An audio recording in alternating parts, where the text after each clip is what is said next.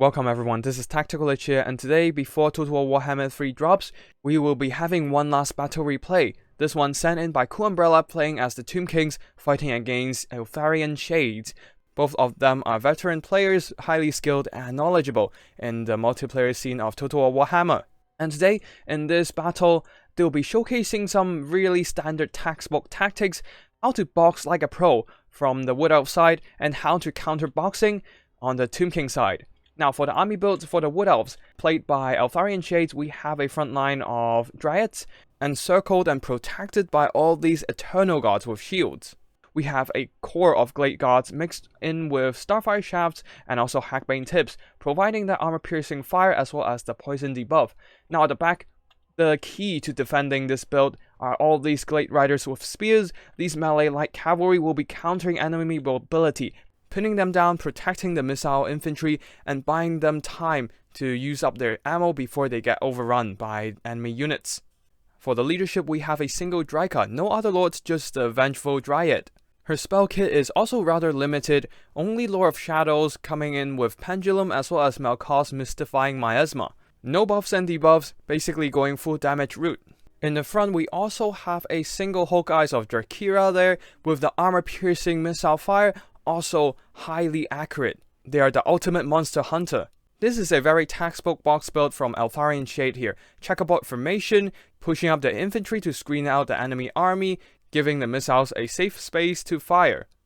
Now that we've gone through the Wood Elf army, let's have a look at Cool Umbrella's Tomb King's army. To counter the potential Wood Elf kite, there is a crap ton of mobility. We have the cheaper Skeleton Horsemen, but we also have one of the best mid-tier cavalry in the game, the Nekara Horsemen, all of them upgraded to double silver chevrons even. They are already good at countering light mobility, and with the extra investments, the Wood Elf light cav is no doubt going to struggle against them. As for the front line, basically a bunch of cheap chaps trying to pin down enemy front line, buying time, distracting them for the mobility to open gaps in the box and rush in, overrun all the Glade Guards, and shut down the missile pressure from the Wood Elves. There's also some high mass mobility in the form of the Skeleton Chariots. They can easily push through the light mass Dryads and other Wood Elf infantry, and just roll straight into the backlines of the Wood Elf army. For the Lord, Tomb Kings is also only bringing one character, Arkan the Black. With all his skeleton summons, it will be extremely useful in deep striking some chaff, bogging down the missile backline of the Wood Elves. Also, his toolkit, the Spirit Leech, is actually pretty useful in this scenario here, as Dryka do not have healing, and those direct damage spell will hurt a lot, bypassing Dryka's physical resistance and leaving a permanent damage. We also have some aerial mobility, the Carrions in the skies, and at the back we have an Ushabti with Great Bow sniping out the expensive archers of the Wood Elves.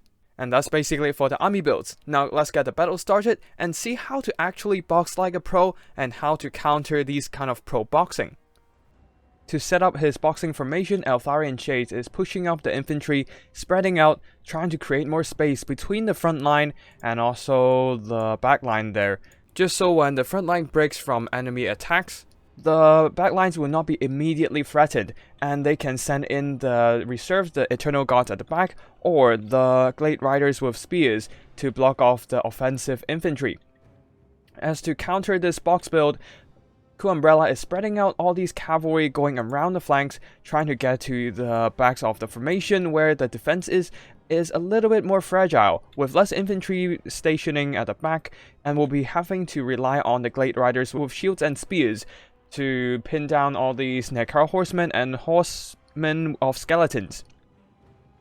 Now at the front, we have the Hulk Eyes of Drakira eating some armor-piercing shots from the artillery. The Ushabtis with Great Bows, they will be counter-firing and trying to chip away health of Arkan the Black, but it's not exactly effective. He's only a character on a horse after all. While the Skeleton Chariots are ramming through all these Dryads and just pushing straight for the back lines. In the front, we have some more Dryads being rushed down by the Nekara Horsemen, as the Skeleton Chariots are now running into the Glade Guards with Starfire Shafts. But with all these spread out missile infantry crossfiring, the Skeleton Chariots are getting shredded, while the Glade Riders are pinning down all these mobility from the Tomb Kings and buying time for the missile infantry to fire. Although good job from Cool Umbrella here, just sending in all these mobility, overloading the flanks, charging straight into the backs of the Wood Elf units, maximizing their charge impact.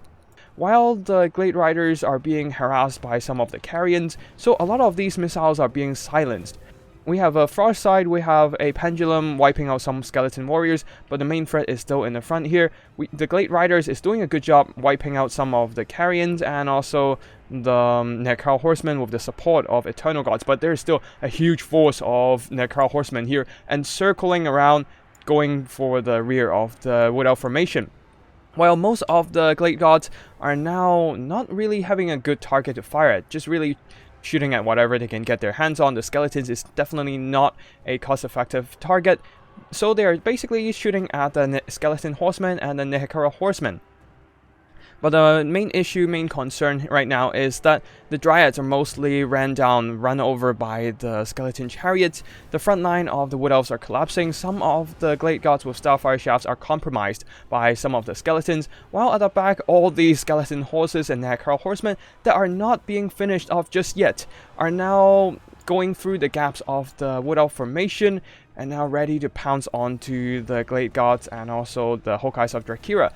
Although Eltharion Shades now responds with a nice countercharge with the Glade Gods with spears, pushing away some of the Necral Horsemen, but a summoned Ushabti is now running down all these Glade Gods with Starfire Shafts, and now a huge gap is open on the Wood Elf front line. With so many infantry and mobility tearing at the defenses of the Wood Elf box, Cool Umbrella successfully forced the Wood Elf forces to spread way too thin, and now the floodgates are open and the Tomb King's army is pouring in from the gap. While at the front, the Necral Horsemen and the Skeleton Horsemen are overloading this one poor Glade Riders. The missile fire support from the Glade Riders Glade Gods actually, are not exactly enough to help them to tip the scales of the battle. Glade Riders losing the fight. And now their archer comrades, the Hawkeyes, are being caught by the Ushabti summons. This is a huge loss as the Hawkeyes of Drakira still having a lot of ammo, 13 volleys left. They are losing a lot of value here, not only because of dead units, but because all the dead units are taking down all those ammo with them.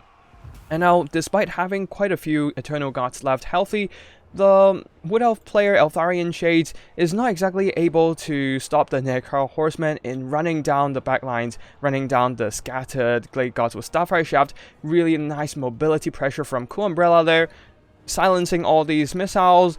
And now the Wood Elves do not have the resources to counter the mobility advantage of the Tomb Kings.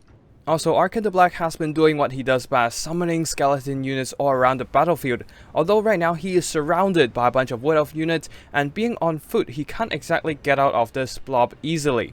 Though that does give him an infantry-sized bundle and less damage from the Eternal Gods. While Dryads can't do too much damage to him due to the armor. Now, have an overlook at the battlefield. The Wood Elves, although having the infantry advantage here with a lot of Eternal Gods, and despite Draika is still alive with her melee attack buffs activated due to her lower health, they do not exactly have the advantage in balance of power, as most of their win condition units, the actual DPS of the whole build, is being put down by all the mobility pressure from the Tomb Kings. Also, we have the Ushabti with Great Bow just firing freely, nothing really threatening it. There are some Glade Riders right now charging into them, trying to silence them, pin them down. But the problem is, with the heavy armor and the decent combat stats, 37 melee defense thanks to the 2 chevrons, they can actually comfortably beat back all these Glade Riders, especially with the Skeleton Horsemen hot in pursuit. The Glade Riders are not going to like this engagement and will be quickly terrified. Now at the front line, the Hawkeyes of Drakira right now being caught by the Skeleton Spear, absolutely a micro mistake there, taking a lot of damage and down to 18 models. They will probably have a rather limited effect in the whole battle now, as all these models on the Tomb King side, all the Skeletons, the Skeleton Horsemen, Necral Horsemen, the Wood Elves simply do not have the tools to finish off the Skeleton Hordes.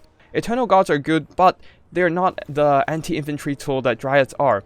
And also their leadership, Draika now, is being surrounded, grind down by a bunch of summoned skeletons by Arkan the Black, and Arkan, not being a slouch in combat, 40 attack and 50 defense, actually able to beat down Draika with the support of all the infantry. And now Hawkeyes of Drakira are just desperately running for their lives, popping a concealment bomb or something to the same effect there. Not exactly gonna help them right now. while the Eternal Gods with spears are just holding the ground, trying to grind down all these skeletons, but it's just really desperate at this point. With Draika dead and most of the missile infantry gone, Eltharion Shades decided to throw in the towel despite still having some Eternal Gods left, as the infantry of the skeletons can easily pin down all those Eternal Gods and then cycle charge with the Necra Horsemen into their rears. They'll be quickly routed. And the Wood Elves, with no lords and no missiles, simply do not have the tools to pull back the game. Now let's wrap up this final battle replay before Warhammer 3 with a little bit of a battle analysis. Both armies here did a great job showcasing boxing and counter-boxing. Eltharion Shades here using the infantry to spread out, creating a screening space for the missile fire to safely fire, and whenever there's mobility threats, charging in, trying to threaten and silence the missile lines. He responded great with the Glade Riders with spears, counter-charging them, using the mass to pin it in, stuff like, say, the Carrions, the Chariots, and the Necra Horsemen, allowing the spear infantry and the missile infantry at the back to finish them off with either a melee grind or the missile crossfire. However, Cool Umbrella also did an amazing job at breaking apart that box. When fighting boxes, you always need to take the initiative here, as your opponent will be sitting back, giving you the active role in the battlefield. They do have the defensive advantage here, only needing to respond when you start pushing in melee units, and have a rather strong perimeter defending their artillery and missiles. So, what you need to do is, like Cool Umbrella here, use your mobility to your advantage. You have the initiative, so you send in the regular infantry, tie down their front line, while using your mobility to use either the mass of your chariots to push through, your aerial units, the Carrion, to drop down, silence their missile infantry, so that your mobility can find gaps in the formation to break through, and if there are no gaps in the formation, you create them yourselves. We had the Skeleton Horsemen and some of the Necra Horsemen here charging into the Eternal Gods, and some of them circled around the back, luring away some of the Eternal Gods out of position.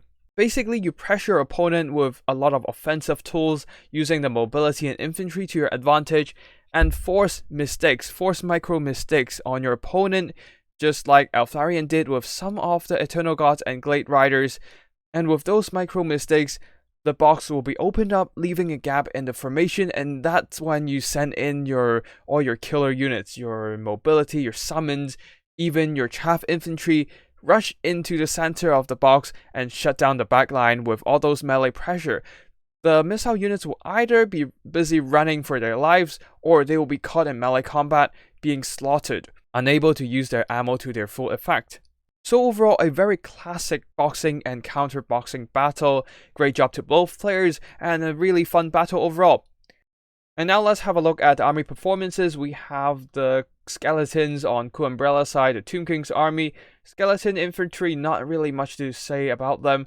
They do have some decent kills, probably fighting against some Glade Riders, getting some decent value. But overall, their job was to push forward, absorb the ammo from the Wood Elf army, and using their numbers advantage to overwhelm or at least tie down the Wood Elf frontline, leaving the killing job to the mobility with Skeleton Horsemen, a very dirt cheap mobility here, getting some decent value overall, threatening the backline, trying to go into gaps of the Wood Elf formation whenever they can, and run down the archers.